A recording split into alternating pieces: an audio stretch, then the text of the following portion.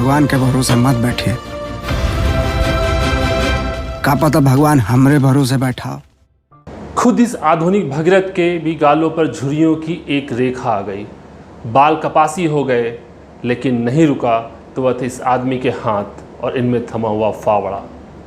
का बाबा का करत हवा, देखत नहीं हवे, पहान थोड़ी थई। इस लंबी अनवरत चली साधना का फल मिलने में 30 साल लगे। बिहार, बुद्ध की शांति देने वाली धरती से लेकर तमाम राजाओं के शौर्य तक का परिचय देने वाली भूमि।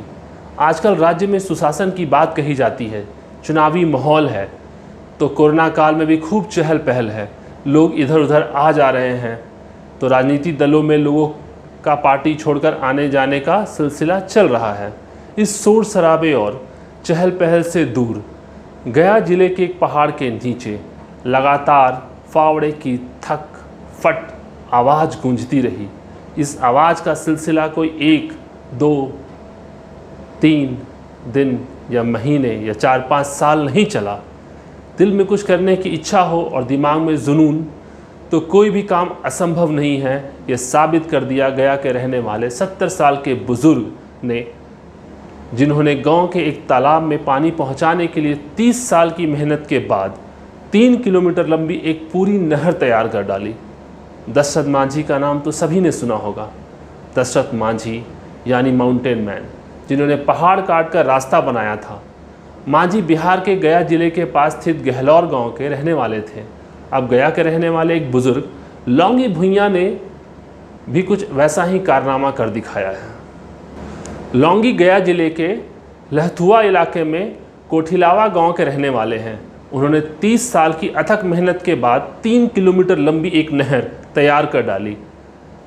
ऐसा उन्होंने पड़ोस की पहाड़ियों से बारिश के पानी को अपने गांव के खेतों तक लाने के लिए किया। इसका फ़ायदा गांव के 3000 लोगों को हो रहा है। लौंगी भुइयाँ की 30 साल की इस मेहनत से पूरे गांव को फ़ायदा हो रहा है। उनके परिजन बताते हैं कि वह रोज़ घर से जंगल पहुंच जाया करते और अपने इस नहर को खोदने के काम में जुट जाते।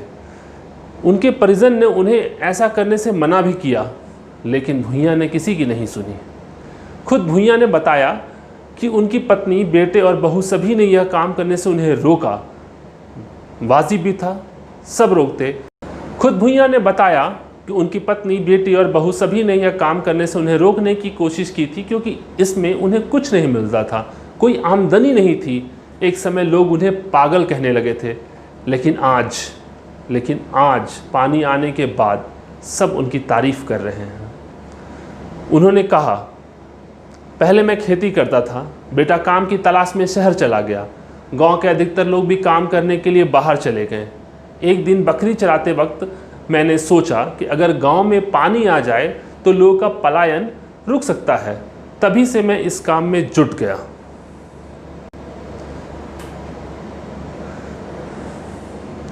तो भैया, जो समझने वाली बात है वो यह है कि संकल्प का कोई विकल्प नहीं होता। अगर आपने कोई जिद ठान ली तो इतिहास रचने से आपको कोई नहीं रोक सकता।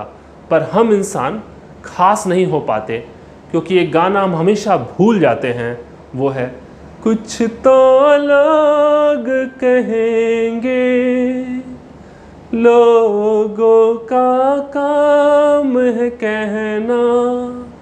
दूसरा, परिणाम की जल्दी। हमारे पास वक्त नहीं है, हम सब बहुत जल्दी चाहिए, हमें सब कुछ बहुत जल्दी चाहिए। हम चाहते हैं कि हम जो कार्य कर रहे हैं उसका परिणाम हमें बहुत जल्दी मिल जाए, पर ऐसा हमेशा होता नहीं। हमें अपने कार्य को अनवरत करते रहना चाहिए जब तक हम उसके परिणाम तक ना पहुंच जाएं। तैयार है, शानदार, जबरदस्त, जिंदाबाद।